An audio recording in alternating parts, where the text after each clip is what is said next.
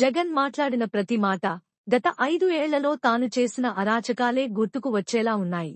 వచ్చి press meet పెట్టి ఎలా మాట్లాడారు, ఏం మాట్లాడారు అన్నది ప్రపంచం అంతా చూశారు. నిన్న అదంతా ప్రెస్ మీట్ అంతా చూస్తా ఉంటే ప్రెస్ మీట్ లో జగన్మోహన్ రెడ్డి ఆ ప్రెస్ అతని మాటలు ఒక చెవులో వినిపిస్తా ఉంటే మైండ్ లో రన్ అవుతుంది. ఏంటి రన్ అవుతుంది తెలుసా ప్రజలందరికీను? ఇదే జగన్మోహన్ రెడ్డి లాస్ట్ 5 సంవత్సరాలు చేసిన అరాచకాలన్నీ ప్రజల మైండ్ లో రివైండ్ అవుతున్నాయి. ఎలా రివైండ్ అవుతున్నాయి? మాట్లాడితే లా అండ్ ఆర్డర్ లేదు, లా అండ్ ఆర్డర్ లేదు, లా అండ్ ఆర్డర్ లేదు. అసలు నాకు అర్థం కాలేదు. ఇంతకు ముందు చంద్రబాబు నాయుడు గారు ప్రతిపక్ష నేతగా ఉండేటప్పుడు చలో ఆత్మకూరు అని చెప్పి పిలిపిస్తే నువ్వు ఇంటి దగ్గరకు వచ్చి తాళ్లు కట్టి, గేట్లకు తాళ్లు కట్టి ఆయన హౌస్ అరెస్ట్ చేసిన పరిస్థితి కూడా మర్చిపోయాడు ఆయన ఏమైనా? వైజాగ్ టూర్ పెట్టుకుంటే ఎయిర్పోర్ట్ నుంచి బయటకు రానివ్వకుండా గూండాలను పెట్టి అతని మీద దాడి చేయించిన పరిస్థితి మర్చిపోయారా జగన్మోహన్ రెడ్డి?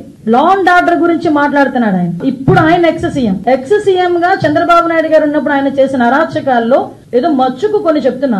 అదే విధంగా రామతీర్థాలకి రాముడు తల నరికేశారని రామతీర్థాలకి గౌరవ అప్పుడు ఎక్స్ సీఎం ఇప్పుడు సీఎం గారు చంద్రబాబు నాయుడు గారు వెళ్తే లారీలను అడ్డగా పెట్టి రోడ్డు మీద కూర్చోబెట్టే సందర్భం మర్చిపోయాడు ఆయన. ఇదే చంద్రబాబు నాయుడు గారు అమరావతి పర్యటన పెట్టుకుంటే బస్సు యాత్ర చేస్తే ఆ బస్సు మీద రాళ్లు రువితే అది భావ స్వేచ్ఛా ప్రకటన అని నీ పోలీస్ చేత ఒక రోజు మాట్లాడించిన సందర్భాన్ని మర్చిపోయాడా జగన్మోహన్ రెడ్డి? అదే విధంగా మనం ఆలోచన చేసుకుంటే ఒక పార్టీ ఆఫీస్ మీద దాడి ఏ సందర్భంలో పార్టీ ఆఫీస్ మీద దాడులు జరిగినాయా అంటే ఇన్ని సంవత్సరాలు స్వతంత్రం వచ్చిన తర్వాత ఒక పార్టీ ఆఫీస్ మీద దాడి జరిగింది. ఎందుకు ఇలా జరుగుతుంది? డీజీపీ ఆఫీస్ పక్కనే ఉన్న పార్టీ ఆఫీస్ మీద దాడి జరిగింది అంటే అది మాకు బీపీలు పెరిగిపోయినాయి, మా కార్యకర్తలకి బీపీలు పెరిగి చేశారు అని సాక్షాత్తు సీఎం కుర్చీలో కూర్చున్న జగన్మోహన్ రెడ్డి మాట్లాడిన తీరు జనాలు మర్చిపోయారు అనుకుంటున్నారా? అదే విధంగా మన కస్టోడియల్ టార్చర్ నేను మాట్లాడాడు. ఎవడో వీడియో చూసుకొని ఆ ఎమ్మెల్యే వీడియోలో చూపిస్తూ పోలీసులు ఇలాగ మమ్మల్ని ఇబ్బంది పెట్టారని మాట్లాడారు. ఆ సంస్కృతికి మాది కాదబ్బా. కస్టోడియల్ టార్చర్ పెట్టి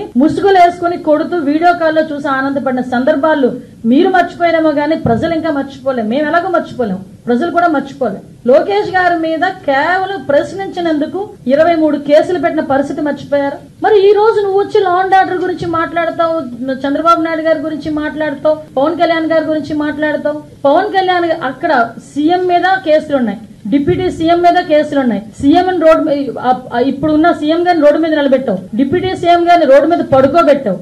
ఇప్పుడున్న స్పీకర్ గారి మీద కేసులున్నాయి, డిప్యూటీ స్పీకర్ గారికి కస్టోడియల్ టార్చర్స్ ఉన్నాయి, హోమ్ మినిస్టర్ నా మీద 23 కేసులున్నాయి. అలాంటిది చూసుకుంటే మొత్తం అందరు మినిస్టర్స్ మీద, అందరు ఎమ్మెల్యేస్ మీద సుమారు 90% ఎమ్మెల్యేస్ మీద కేసులు ఉన్నాయి. అదో హత్యల కేసులో, కబ్జాల కేసులో, దొంగతనాల కేసులు, ఆ కేసులు ఈ కేసులు కాదండి. కేవలం ప్రశ్నించినందుకు మా మీద పెట్టిన కేసులు ఇవన్నీ. నువ్వు ఈ రోజు వచ్చి మాట్లాడుతున్నావు.